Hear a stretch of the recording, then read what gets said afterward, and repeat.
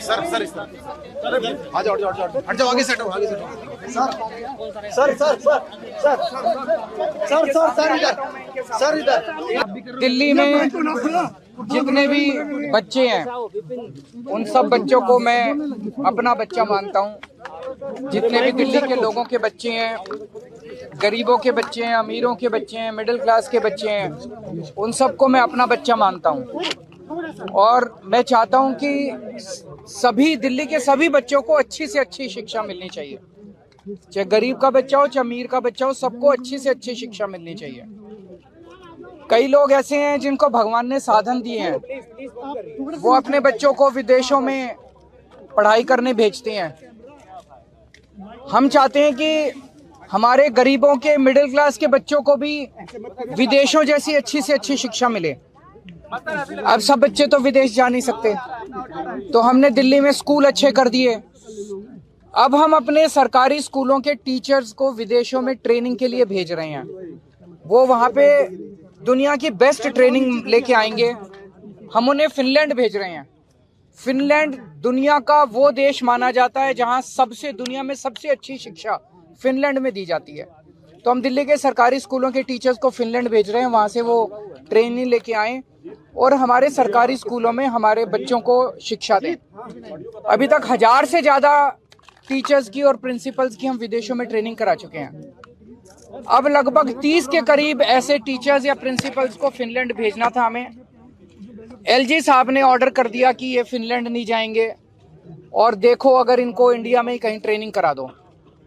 ये तो ठीक नहीं है, ये तो बिल्कुल गलत है। एलजी साहब को क्या प्रॉब्लम है? दिल्ली के लोगों की चुनी हुई सरकार, दिल्ली के बच्चे, दिल्ली के लोगों का टैक्स का पैसा, दिल्ली के लोगों के पैसे से उनको टीचर्स को ट्रेनिंग के लिए भेज रहे हैं।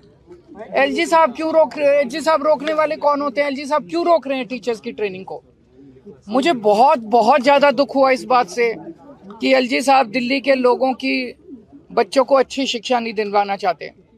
मैं आपको पकड़ना एक बार, मैं सुप्रीम कोर्ट का ऑर्डर लेके आया हूँ। ये सुप्रीम कोर्ट का ऑर्डर है, ये देखो, सारे जने कैमरे पे दिखा दो। ये सुप्रीम कोर्ट का ऑर्डर है।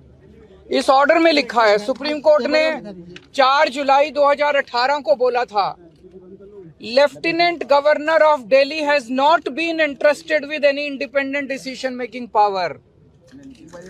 ये देखो, इसमें क्या ये सुप्रीम कोर्ट ने कहा है, लेफ्टिनेंट गवर्नर को कोई भी स्वतंत्र निर्णय लेने का अधिकार नहीं है। ये 2 बार लिखा। उनको पता था एलजी एक बार में नहीं मानेंगे। एक तो उन्होंने 284 नंबर पैराग्राफ में लिखा और एक उन्होंने 475 नंबर पैराग्राफ में फिर लिखा। सुप्रीम कोर्ट ने, there is no independent authority vested in lieutenant governor to take decision. इसमें लिखा हुआ है कि लेफ्टिनेंट गवर्नर स्वतंत्र रूप से कोई निर्णय नहीं ले सकते। सुप्रीम कोर्ट कह रहा है कि लेफ्टिनेंट गवर्नर स्वतंत्र रूप से कोई निर्णय नहीं ले सकते। फिर लेफ्टिनेंट गवर्नर साहब फिनलैंड की शिक्षकों की ट्रेनिंग को रोकने वाले कौन होते हैं? वो क्यों रोक रहे हैं? वो कहते हैं मैं सुप्रीम कोर्ट को नहीं मानता। अगर कोई लेफ्टिनेंट गवर्नर या गवर्नर इस देश का ये कहेगा मैं सुप्रीम कोर्ट को नहीं मानता, तो फिर तो इस देश के अंदर ना जनतंत्र बचेगा, ना संविधान बचेगा, कुछ नहीं बचेगा। हमें बेहद दुख है कि आज हम सब लोगों को, दिल्ली के मुख्यमंत्री को, दिल्ली के सारे चुने हुए विधायकों को एलजी हाउस मार्च करके कोई बड़ी चीज के लिए नहीं जाना पड़ रहा है। मात्र इस चीज के लिए जाना पड़ रहा है कि एलजी साहब हमारे शिक्षकों को फिनलैंड ट्रेनिंग के लिए जाने दो, उनको मत रोको।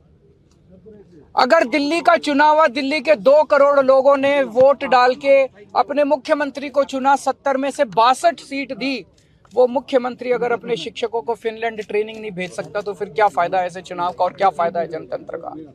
अभी हम सारे जा रहे हैं और मैं उम्मीद करता हूं कि एलजी साहब को अपनी गलती का एहसास होगा और वो शिक्षकों को ट्रेनिंग के लिए जाने दें।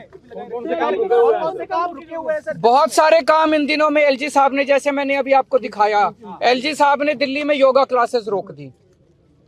बताओ, योगा क्लासेस रोकने से एलजी साहब को क्या फायदा हुआ? 17,000 लोग डेली योगा करते थे, मैं उनको फ्री में योगा कराता था। एलजी साहब ने अफसरों को बोल के दिल्ली के सारे मोहल्ला क्लिनिक्स की सारी पेमेंट रुकवा दी, दवाइयां रुकवा दी, टेस्ट रुकवा दिए, डॉक्टरों की तनख्वाह रुकवा दी, मोहल्ला क्लिनिक का रेंट रुकवा दिया, मोहल्ला क्लिनिक का बिजली का बिल रुकवा दिया, दिल्ली जल बोर्ड की सारी पेमेंट्स रुकवा दी इस बार। हम चाहते थे 24 घंटे पानी और यमुना की सफाई के ऊपर मिशन मोड में काम करना, तो हमने कई हजार करोड़ रुपए जल बोर्ड के लिए रखे थे, कोई पेमेंट नहीं होने दी दिल्ली जल बोर्ड की। एलजी साहब ने डीटीसी के बस मार्शल, जो हमने महिलाओं की सुरक्षा के लिए बस मार्शल लगाए हैं डीटीसी की बसों में, उनकी 3 महीने से पेमेंट नहीं होने दी। पता नहीं कितने सारे काम एलजी साहब ने रोक दिए। तो ये सुप्रीम कोर्ट के ऑर्डर की कोई वैल्यू ही नहीं है। सुप्रीम कोर्ट कह रहा है एलजी साहब कोई एक्शन नहीं ले सकते, कोई स्वतंत्र रूप से निर्णय नहीं ले सकते, तो फिर एलजी साहब ये सारे काम कैसे रुकवा सकते हैं? अभी एलजी साहब के पास जा रहे हैं और मैं उम्मीद करता हूं कि एलजी साहब सुप्रीम कोर्ट, मेरी अपील एलजी साहब से एक ही अपील है, संविधान को माने, सुप्रीम कोर्ट के ऑर्डर को माने। जब मैं परसों मिला, कहते हैं ये सुप्रीम कोर्ट की राय है। मैं एलजी साहब से कहूंगा एक अच्छा एडवाइजर रखें जो संविधान समझता हो और जो कॉन्स्टिट्यूशन और सुप्रीम कोर्ट को समझता हो। एलजी, सुप्रीम कोर्ट के ऑर्डर सुप्रीम कोर्ट की राय नहीं होती है। सुप्रीम कोर्ट के ऑर्डर सबके ऊपर बाध्य होते हैं, बाइंडिंग होते हैं। सीधे यहीं से चल रहे हैं।